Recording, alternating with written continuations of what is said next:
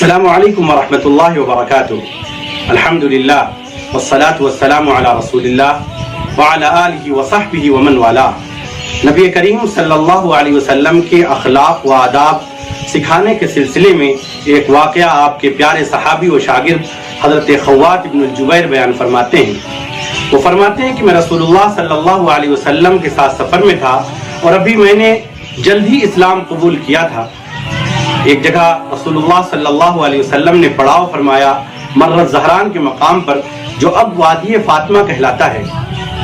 اس واقعے کے ذکر کرنے سے پہلے میں اپنے ناظرین اور ویور سے ایک بات صاف صاف بیان کر دینا چاہتا ہوں. وہ یہ کہ نبی کریم صلی اللہ علیہ وسلم کے صحابی اور آپ صلی اللہ علیہ وسلم کے صحابہ کی پوری جماعت یہ اس دنیا میں انبیاء اکرام علی نبینا علیہ الصلوۃ والسلام کے بعد سب سے افضل انسان ہیں اور سب سے شان والے لوگ ہیں. اور نبی کریم صلی اللہ علیہ وسلم کے اخلاق و آداب اور آپ کی تعلیم و تربیت نے ان کو آنے والی انسانیت کے لیے نمونہ اور مثال اور آئیڈیل بنا دیا.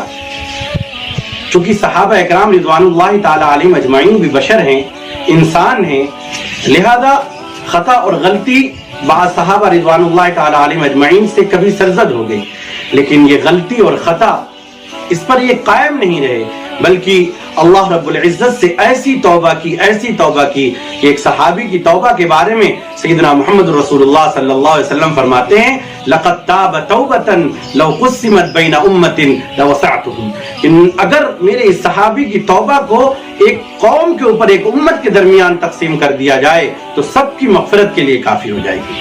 ایسی توبہ صحابہ نے کی اور اللہ رب العزت نے ان سے رضامندی کا اعلان فرما دیا اور کہہ دیا رضی اللہ عنہم ورضوان کہ اللہ ان سے راضی اور اللہ سے وہ راضی. لہذا صحابہ اکرام رضوان اللہ تعالی علیہم اجمعین سب مغفور ہیں اور اللہ رب العزت ان سے راضی ہیں. اور اب ان کی توبہ کو ہمیں اپنا آئیڈیل بنانا چاہیے اور اس کو مشعل راہ بنانی چاہیے. بہرحال تو میں یہ عرض کر رہا تھا کہ صحابی حضرت خوات ابن جبیر فرماتے ہیں کہ میں رسول اللہ صلی اللہ علیہ وسلم کے ساتھ سفر میں تھا. ہم نے وادی دہران کے پاس جو اب وادی فاطمہ کہلاتا ہے وہاں پر ہم نے پڑاؤ کیا. اور یہ اسلام لانے سے پہلے غزل وغیرہ کہا کرتے تھے، اشعار کہتے تھے اور عورتوں کی مجلسوں میں شعر وغیرہ سنایا کرتے تھے اور عورتوں کی مجلسوں میں بیٹھنا پسند فرماتے تھے. فرماتے ہیں کہ میرا خیمہ رسول اللہ صلی اللہ علیہ وسلم کے خیمے کے قریب تھا اور میں اپنے خیمے سے باہر نکلا. میں نے دیکھا کہ چند عورتیں بیٹھی ہوئی ہیں. میں واپس اپنے خیمے میں چلا گیا. میں نے اپنا بیگ کھولا، اس میں سے اچھا لباس نکالا اور میں نے لباس پہنا اور پھر میں ان عورتوں کے پاس گیا اور گفتگو شروع کر دی اور بات کرنی شروع کر دی، ادھر کی باتیں ادھر کی باتیں. اتنے میں رسول اللہ صلی اللہ علیہ وسلم کا ادھر سے گزر ہوا. انہوں نے مجھے دیکھا کہ میں عورتوں سے باتیں کر رہا ہوں تو رسول اللہ صلی اللہ علیہ وسلم رکے اور مجھے پکار کر کے پوچھا کہ ابا عبداللہ کیا کر رہے ہو؟ میں نے رسول اللہ صلی اللہ علیہ وسلم کو دیکھا اور اچانک رسول اللہ صلی اللہ علیہ وسلم کو سامنے موجود پا کر میرے اوپر گھبراہٹ طاری ہو گئی اور میں نے گھبراہٹ میں کہا کہ کوئی بات نہیں رسول اللہ صلی اللہ علیہ وسلم، جمل لی شرد فانا ابتغی لہ قیدا، کہ میرا ایک اونٹ گم ہو گیا ہے، بھاگ گیا ہے، میں اس کے لیے رسی وغیرہ تلاش کر رہا ہوں. رسول اللہ صلی اللہ علیہ وسلم نے فرمایا خیر کوئی بات نہیں ہے. آپ صلی اللہ علیہ وسلم وہاں سے چلے گئے. پھر حضرت خوات ابن جبیر فرماتے ہیں کہ جب بھی سفر میں رسول اللہ صلی اللہ علیہ وسلم سے آمنا سامنا ہوتا آپ صلی اللہ علیہ وسلم فرماتے السلام علیکم ابا عبداللہ ما فعل شراد ذلك الجمل، کہ اس بھگوڑے اونٹ کا تم نے کیا کیا؟ میں کہتا خیر سب ٹھیک ہے رسول اللہ صلی اللہ علیہ وسلم. پھر میں دعائیں کرنے لگا کہ جلد سے جلد یہ مدینہ تک کا راستہ کس طرح کٹے. اور پھر جب مدینہ میں پہنچ گیا تو پھر میں نے مسجد نبوی جانا چھوڑ دیا اور شرم کی وجہ سے رسول اللہ صلی اللہ علیہ وسلم کی مجلس میں جانا چھوڑ دیا. یہاں تک کہ کئی دن گزر گئے اور میں مسجد نہیں گیا. تو پھر میرے دل میں یہ داعیہ پیدا ہوا کہ مجھے مسجد تو جانا چاہیے. لہذا میں مسجد پہنچا ایسے وقت میں جب وہاں کوئی نہیں ہوتا ہے، یعنی دوپہر سے کچھ پہلے کا وقت، اور میں نے وہاں جا کر کے نماز پڑھنے کا ارادہ کیا. اتنے میں دیکھا کہ رسول اللہ صلی اللہ علیہ وسلم حجرے سے نکل رہے ہیں. آپ صلی اللہ علیہ وسلم نے مسجد میں آ کر 2 ہلکی رکعتیں نماز پڑھی، یعنی بہت ہلکی خفیف نماز پڑھی. صحابی کہتے ہیں کہ میں نے نیت باندھ لی اور میں نے نماز لمبی شروع کر دی، اس لیے کہ میں لمبی نماز پڑھوں گا تو رسول اللہ صلی اللہ علیہ وسلم چلے جائیں گے اور آپ سے سامنا نہیں ہوگا. پھر میں نے سورہ فاتحہ، سورت، اس کے بعد سورت اسی طرح لمبی کرنی شروع کر دی اور آپ صلی اللہ علیہ وسلم 2 رکعت نماز پڑھنے کے بعد میرے پاس بیٹھ گئے. آپ صلی اللہ علیہ وسلم نے ارشاد فرمایا طول یا ابا عبداللہ ما شئت، جتنی لمبی کرنی ہو کرو عبداللہ نماز، میں یہاں بیٹھا ہوا ہوں، جب تک میں تم سے گفتگو نہیں کر لوں گا میں جاؤں گا نہیں.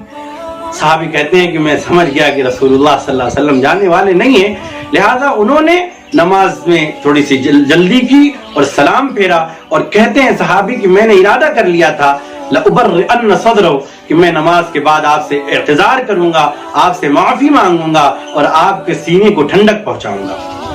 میں نے سلام پھیرا، آپ صلی اللہ علیہ وسلم نے فرمایا السلام علیکم یا ابا عبداللہ ما فعل شراد ذلك الجمل، کہ ابو عبداللہ گھوڑے اونٹ کا تم نے کیا کیا؟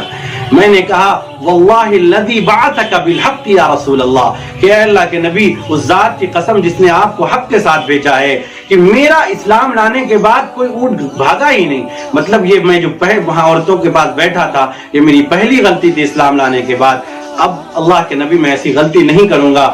رسول اللہ صلی اللہ علیہ وسلم نے کچھ بھی نہیں فرمایا حضرت خوات ابن جبیر سے، بلکہ حضرت خوات ابن جبیر کے سینے پر اپنا دست مبارک رکھا اور فرمایا رحمک اللہ رحمک اللہ رحمک اللہ. حضرت خوات ابن جبیر کہتے ہیں کہ رسول اللہ صلی اللہ علیہ وسلم کے سینے کو ٹھنڈک میں نے پہنچانے کا ارادہ کیا، لیکن محمد رسول اللہ صلی اللہ علیہ وسلم کا دست مبارک جو میرے سینے پر رکھا اس کی ٹھنڈک میں آج تک محسوس کروں. آپ اس واقعے میں غور کریں کہ رسول اللہ صلی اللہ علیہ وسلم نے کتنی عمدگی کے ساتھ معاملہ فرمایا اور کتنی نصیحتیں کی، اس میں کتنے کلمات کہے، 2 کلمے رحمک اللہ. آپ نے یہ نہیں فرمایا میں اللہ کا رسول ہوں، میں مدینے کا والی ہوں اور میں خاتم الانبیاء ہوں، تم نے میرے ساتھ اس طرح کا جھوٹ بولا اور مجھے تم نے اندھیرے میں رکھا، تمہارے لیے یہ سزائیں، ایسا کچھ نہیں. فرمایا رحمک اللہ رحمک اللہ رحمک اللہ. ہمیں بھی رسول اللہ صلی اللہ علیہ وسلم کے اس اخلاق اور کردار کو خود بھی سیکھنا چاہیے اور اپنی نسلوں کو بھی سکھانا چاہیے، تاکہ ہم اسے اپنی زندگیوں میں اتاریں اور ذاتی طور پر بھی اور اپنے سماجی اعتبار سے بھی اس چیز کو اپنے اندر اپنائیں، تاکہ ہمارے مسائل خود بخود حل ہو جائیں. کیونکہ اگر انسانیت کامیاب ہونا چاہتی ہے تو قیامت تک کے لیے ضروری ہے اس کے لیے رسول اللہ صلی اللہ علیہ وسلم کے اخلاق، آداب و کردار کو سیکھے، کیونکہ آپ ہی معلم ہیں. السلام علیکم ورحمۃ اللہ وبرکاتہ.